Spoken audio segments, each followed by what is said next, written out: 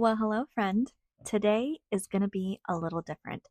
I want to talk honestly about what I've been noticing as I work through this consultation project, specifically around supporting clinicians who want to open private practices but don't know where to start. This isn't a masterclass, it's not polished, it's definitely evolving. But the patterns are getting really loud, and I think they're worth saying it out loud. So, as I'm working through this project, I assumed that there would be some structure. I assumed that there would be clearer pathways that were already outlined out there. And I assumed that consultation would be accessible. But what I've realized is there isn't much in the way of structured consultation. And what exists is often informal, insider based, dependent on who you know, kind of vague, and sometimes intimidating. Networking is really emphasized more than clarity, and networking is not the same thing as support. If you're not naturally wired for self promotion, cold outreach, or getting in the room, you're kind of left feeling behind. And that shouldn't be the barrier to starting something very meaningful for you. I didn't expect how many people would want the same thing. Clinicians want autonomy, flexibility, ownership, clarity, mentorship, but they don't know where to find it. And business in healthcare feels kind of elusive.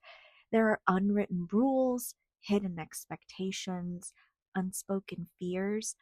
And when the path isn't clear, people default to their safety, which often means let's just stay put. Let's stay small and let's stay risk averse. Not because they lack the skill, but because the structure really isn't transparent for them to feel comfortable to take a risk in their life. And when business literacy isn't accessible, people assume business is dangerous. So they wait, they over research, overthink, and they tell themselves they need more certifications or one more year or one more supervisor's approval. The problem isn't readiness, it's containment. There's very little psychological containment around this transition, and clinicians are wired for responsibility. So without containment, the risk feels enormous. These are the questions I still can't ignore right now. How do we support more clinicians without requiring this insider access? And how do we create consultation that feels really structured, ethical, psychologically safe, and doesn't rely on charisma or proximity? How do we build spaces where people can say, I don't know what I'm doing without any shame? And how do we do it in a way that integrates ethics and business instead of splitting them up?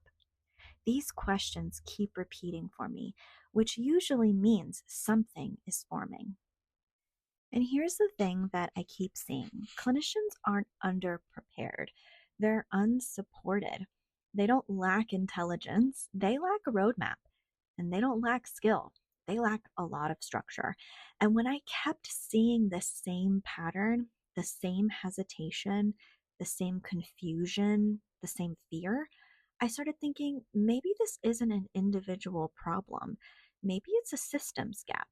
And systems gaps are solvable, really. I'm not announcing anything, but I will say this. When you keep hearing the same questions, when you keep seeing the same friction, and when you keep watching capable people hesitate, eventually you stop asking, why aren't they doing it? And you start asking, what would make this safer for them to try? And that's where I am right now. If you're sitting in that in between space, wanting something different, feeling unsure where to start, trying to make sense of business in a field that rarely talks about it, you're not behind. You're navigating a structure that was never clearly mapped. And I'll keep sharing what I'm learning as this evolves in this space. Until then, I'll see you next Saturday. Be gentle with your mind.